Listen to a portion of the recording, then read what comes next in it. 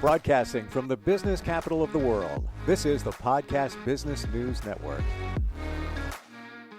Hey, welcome back, everyone. We're going to make your life potentially a lot better, and it just comes down to one letter.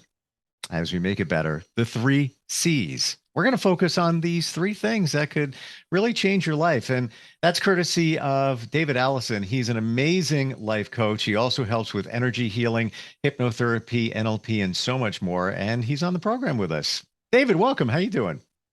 Good afternoon from Scotland. Good morning to you. Yes, I'm doing great. Good to have you here. Yes, I have to mention right away with your accent, which is fantastic. You are live and direct from Scotland today. You help a lot of people, and I know that you resonate very often with this one principle that includes 3 C's, like literally 3 words that have the letter C starting with them. Can we start with that? What's the first? Sure. So, and I like to think of it as the 3 C's of life. And the first one is choice. The second one is chance. And the third one is change. You know, it sounds so simple when you say it that way, but sometimes it takes time for us to really feel that we can deal with all of those. But all 3 of those are probably the most important things for anything that you want to accomplish in life. They certainly are. And the thing I hear, I mean, I've done thousands of sessions with clients, and you probably hear it. You probably hear it from your people walking down the street in New York or whatever. So life happened. I don't have a choice. I won't take a chance.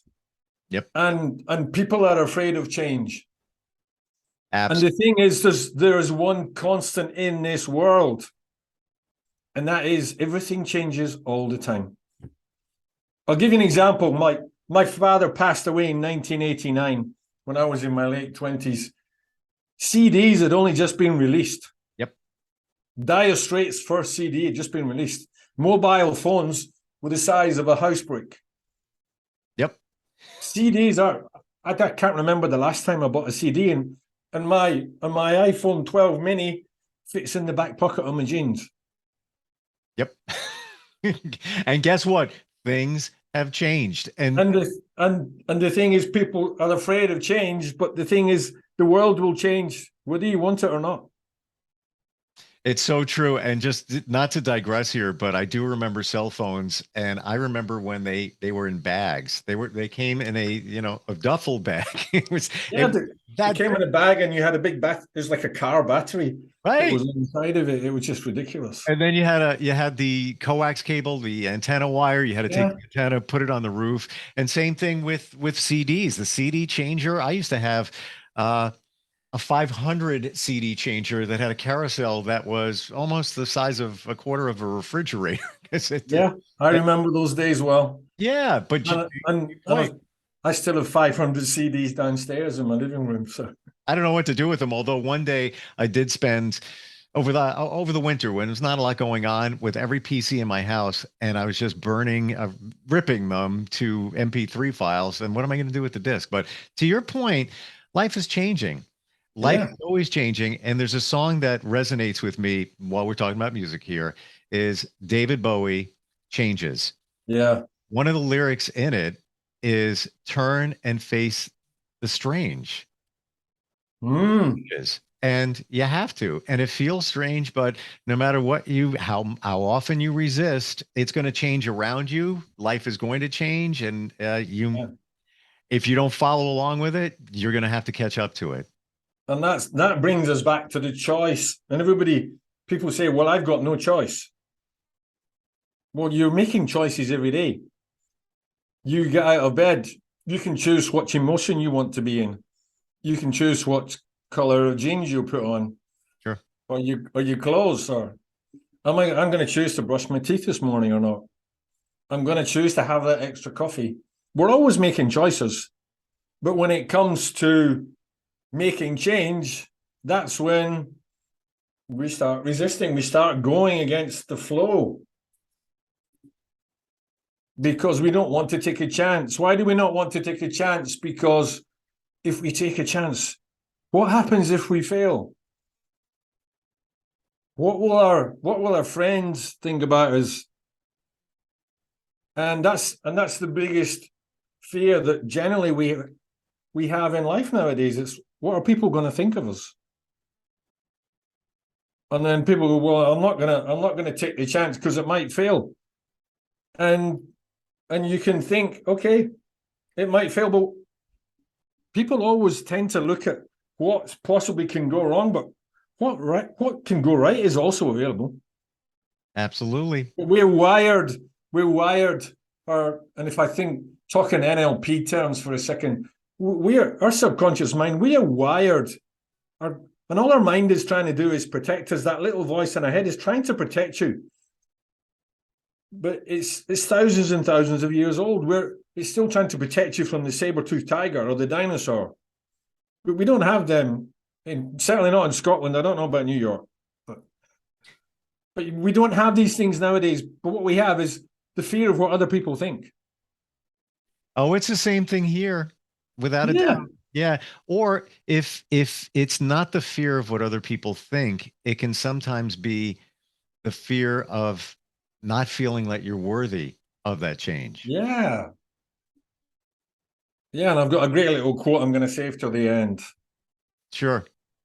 But yeah, it's all about the choices you make, the language you choose to speak, the emotions you choose to show up in every day, and the decisions you make. And not making a decision is also a choice. Not taking a chance is also a choice. Not changing is also a choice. So we have this. A lot of people have this story in mind. I have no choice. I'm going to stay in this bad relationship, or I'm going to stay in this job because I can't do this or I can't do that. And the thing is, the more that we tell ourselves we can't do something, our subconscious mind just believes it. It believes everything that it hears. So whatever you watch and listen to on the TV, and if you watch a lot of news, most people live in fear. Certainly in the last couple of years, the more you listen to that TV, the more you listen to all this doom and gloom, and people are afraid. Some people are afraid to go out their houses. And then anybody turns against each other, and it's so true. It's and you know, even getting back to your subconscious mind, a lot of us, we've all, let's admit it, we've all said that phrase before. I have no choice. I really have no choice. But what are you saying to yourself? You're telling your subconscious mind, you know, to your point, David, that wants to protect you. It's there to protect you, and it's, or make you happy, and it's hearing no choice, no choice, no choice. And that's how it's going to react. If you turn that language around and you said, I have lots of choices. There's lots of things I can do. I have the freedom, it's my will to do whatever I want. Your mind is going to react on it. I mean, you can look at any experience you've had in life, Steve. And I mean, I've worked with people that have had horrendous things happen to them. And what happens when something happens to you, you give it a meaning. And even the thoughts you have in the last 10 minutes, you've had a thought, and a lot of people will have given that a meaning. Oh my God, I'm not good enough, or I'm not worthy enough, or I'm not beautiful enough, or they've got more money than me. And you give it a meaning, and then you attach emotion to it. And all the experiences in life, you give it a meaning. And for some people, they carry that meaning all of their life. And if I talk about some of my clients that have had the most horrendous things done, they carry the pain and the emotional burden of something that happened 20 years ago that's not happening now. But they carry that pain, they carry that hurt, they carry that emotion. And if that doesn't find a way to come out, it just becomes what we call bonded inside. There's trauma bonding. And the thing is, you might talk about it, and people go to therapy for years and years, and all they do is talk about the same stuff. Yes. Over and over and over again. And that doesn't really, it might help you for that half an hour you're talking to your therapist and you're lying on the couch. Yep. But all you're doing is you're bringing it up, you're stirring those emotions again, and you're creating all that. And there's a great guy called Joe Dispenza, and he talks about this. It's like you bring all these emotions, you live that moment again in your head, and your mind just wires and fires all those meanings and those emotions again, and you bring it all up, and you start to feel like crap. All it is a lot of times in a therapy session, and that's the difference between a life coach. And I'm not saying that therapy is not good for you, but you're venting. It's a session to vent. You could call your friend up and do the same thing, but are you taking care of it? That being said, David, is there a way that we can disconnect the emotion from a trauma? Let's say we identified it. We know what happened. Something happened that was traumatic a couple of years ago, whatever it might be. And you have an emotion attached to it, and you know it's there. It's floating around in your head, and sometimes it gets triggered or it comes back to life a little bit. Is there a way to disconnect that emotion from that trauma? Yeah, yes, there are several ways. And the ways, things that I've had some traumatic experiences in my life, and things that I wish hadn't had happened, but have happened. Some of them were self-inflicted. Some of them weren't in my control at the time. And I've had NLP, I've had hypnotherapy, and I've also had energy work. Same. And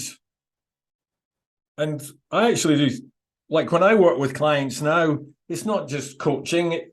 It's a mixture of coaching, being a guide, being a thinking partner, being a therapist. But I don't let people, sometimes you have to go back to go forward.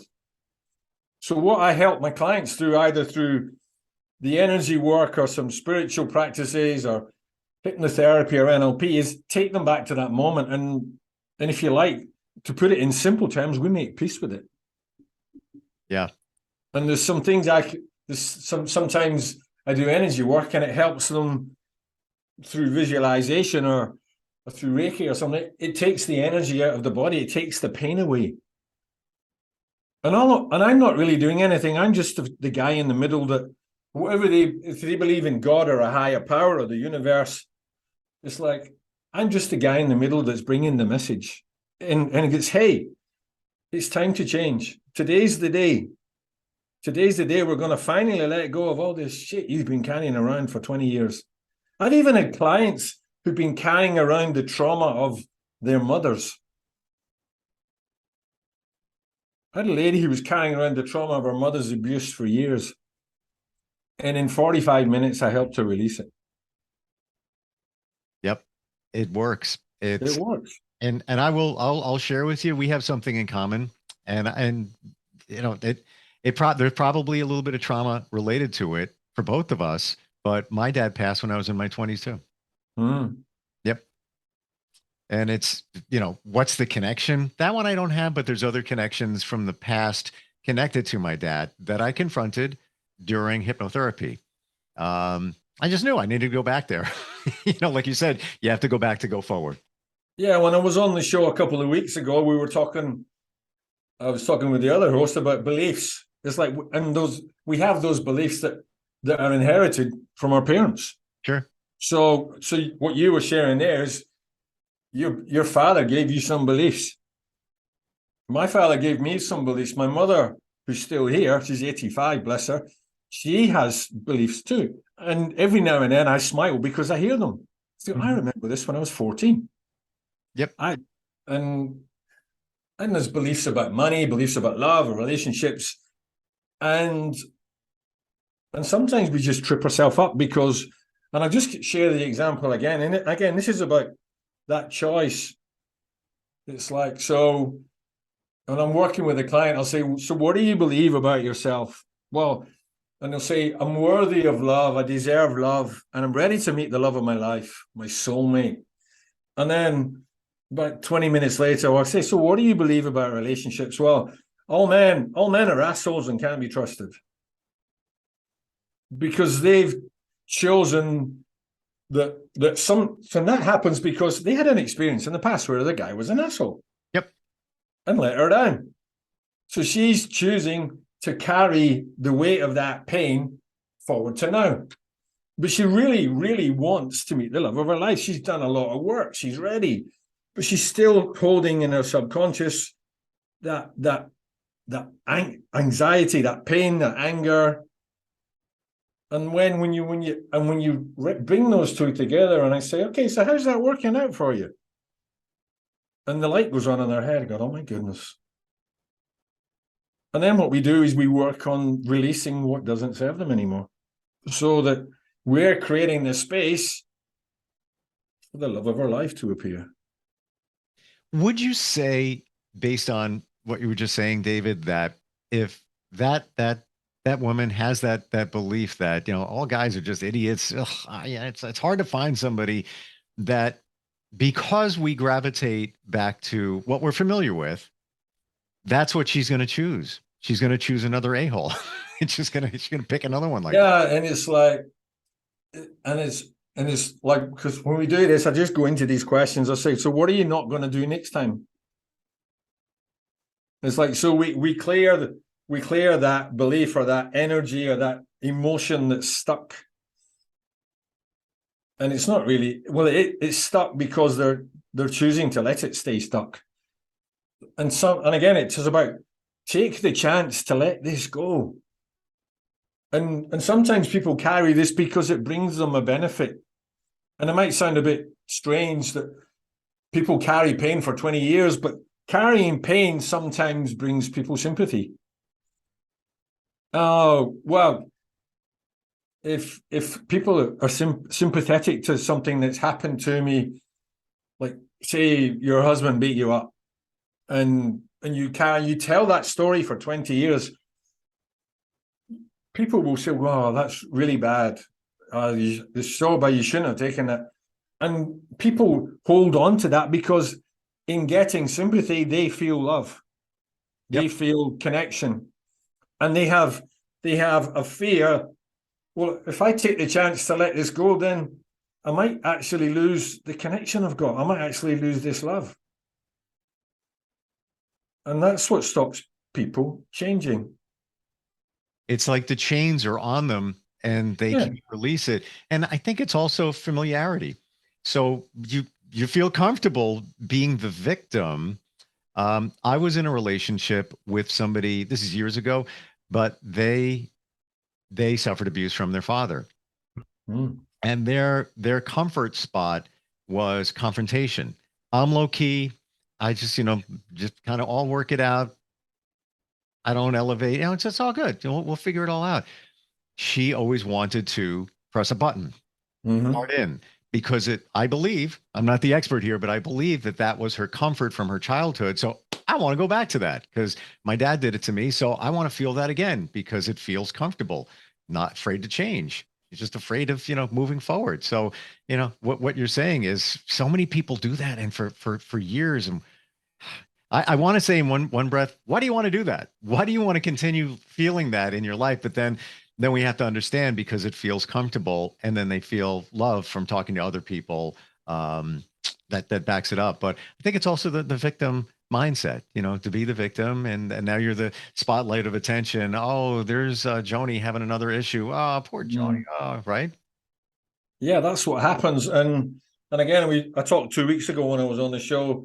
There's 3 things that affect the quality of your life. There's what you believe about yourself and your environment and the world around you, the emotions that you live in every day, and the habits that you've got.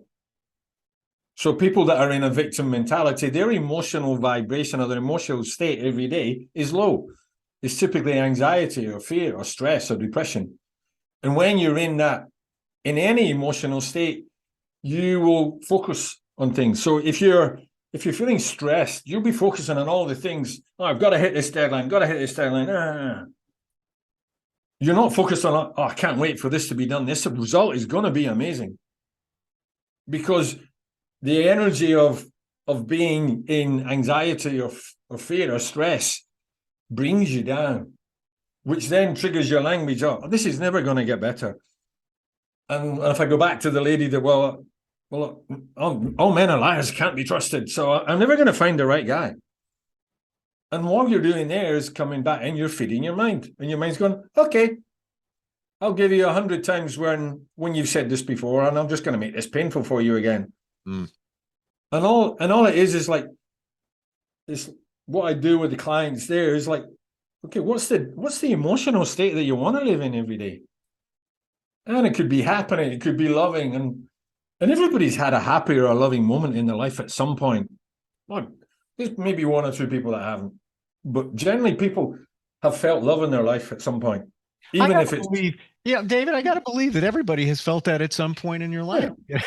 So yeah. So all I do through NLP is take them back to that beautiful place and get them to feel it again. And then we do something called future pacing. We take it into the future and we anchor it again, and I bring them back to being in the room, and they know what's going on because I'm just taking them on a little journey, a little visualization, and they're telling me what's going on, what they see, what they feel, what they hear. And then when I take them into the future and they realize that they can actually have the life they want, they go, oh my. And they come back and all of a sudden they've gone from feeling depressed to feeling pumped up, excited, determined, passionate. And they can then step into that identity anytime they want. As soon as they get out of bed in the morning, they can stand on the ground and go, hey, I'm going to be Steve the Badass today. Is it that easy when you work with somebody, even through NLP, that they can recover that feeling that they had, let's say, with a session with you, let's say a week ago? Yeah. Going back to that in their own mind. Can they do that? I did it with a client of mine 2 days ago. This guy worked with me three years ago when I used to work for Tony Robbins. And when he worked with me 3 years ago, his doctor had diagnosed him with clinical depression. And he'd been clinically depressed for 30 years. He was a man in his 50s. And we just I did a session with him 3 years ago, and I did another one with him last week it was. What a difference in the guy. And wow. He's no longer in. When I called him out in his depression, I said, we'd been working together 6 months. I said, you're not depressed? He said, yes, I am. And he was very strong language. And I'll do that for your listeners. But yes, I say, and the doctor told me. So, and I challenged him on it one day. And that night he went away. Then he went, that Scotsman, he can't tell me what's right. And the doctor told me this, I'm going to go and prove him wrong. So he Googled all his symptoms, Mr. Google. And he went, oh my goodness. It looks like I've got sleep apnea. Well, he went to the doctor, and the doctor said, yeah, let's send you off for tests. So 6 months later, he was off all his meds. And he's now training. He's now just finished his hypnotherapy training. He's going to be a hypnotherapist and a coach. Wow. And he had 30 years clinical depression. And I cleared that for him in one session. Amazing. But guess what? Just goes back to what we said at the beginning, David. That was the belief that was put in him from a doctor. Yeah. And your beliefs could come from your parents, could be anybody. Wow. We're just about out of time, but it has been refreshing and interesting talking with you. And I'm going to say 2 words, and I really, truly mean this. You're good. Like, you get it. But what's interesting is you combine not just hypnotherapy, energy healing, NLP, which people do that, but you also add the coaching aspect in. Yeah. Which a lot of times you don't find that. You find great energy healers and, okay, I've done a session on you. Now you're off. But you also combine the coaching aspect of it, which is a very powerful combination. How does it work with you, David? If somebody wants to reach out to you and start a conversation, is it a free consultation? Yeah, so you can find me on Facebook. I'm the guy sitting on the mountain. There's usually some mountains behind me. You get me on my website, davidgalison.com. Yeah, book a call with me. We'll spend an hour together. We'll talk about your life, your business. And if you think I'm the guy for you and I think you're the guy for me, then we'll find something that works. But I'm not for everybody, and everybody's not for me. Some people want therapy, some people want coaching, whatever it is. Sure. I just work intuitively. So whatever you need in that hour or 90 minutes or 2 hours we're together, I will give it to you. It's a relationship. So It is, yeah. right. Yeah. DavidGAllison.com is the website. 1L on Allison. 1L, yeah. And great talking with you. It really was. Yeah, it's been a real pleasure, Steve. So what we got to, you know what we have to do now? What do we have to do? We have to find somebody to buy our CDs. Yeah. I don't know if we will. I don't know. Yeah. Like when I'm gone, my kids and my grandkids will be going, what is this? Yeah. Oh, wait, look at this. What a coaster for our drinks on the table. That's fantastic. Thank you very much. Yeah, great. All right. We'll talk soon. Thanks again, David. All right. Pleasure. Cheers, Steve. Bye. Are you looking for even more of the podcasts and hosts that you love? The Podcast Business News Network is proud to announce that you now have even more ways to listen live. Check out the MyTuner Radio, online radio box, and Simple Radio apps on iOS and Android, or find us online. Search for Business News Network on mytuner-radio.com, or search Podcast Business News Network on streama.com and onlineradiobox.com/US. Take your podcast on the go and don't miss a minute of the action.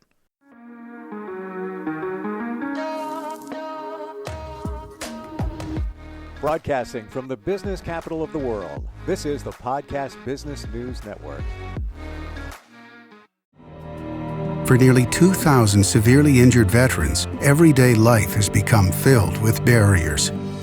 Day-to-day simple tasks can become pretty daunting. I have to carry my chair up 2 flights of steps or have somebody do it for me. What scares me the most is just the falling.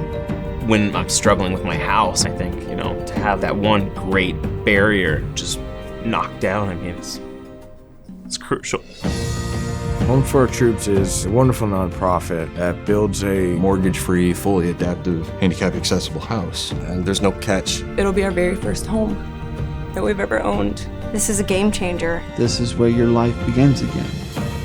We need you to join us in completing this important mission. Please visit hfotusa.org and help build homes and rebuild lives. Because of you, everything's going to be okay.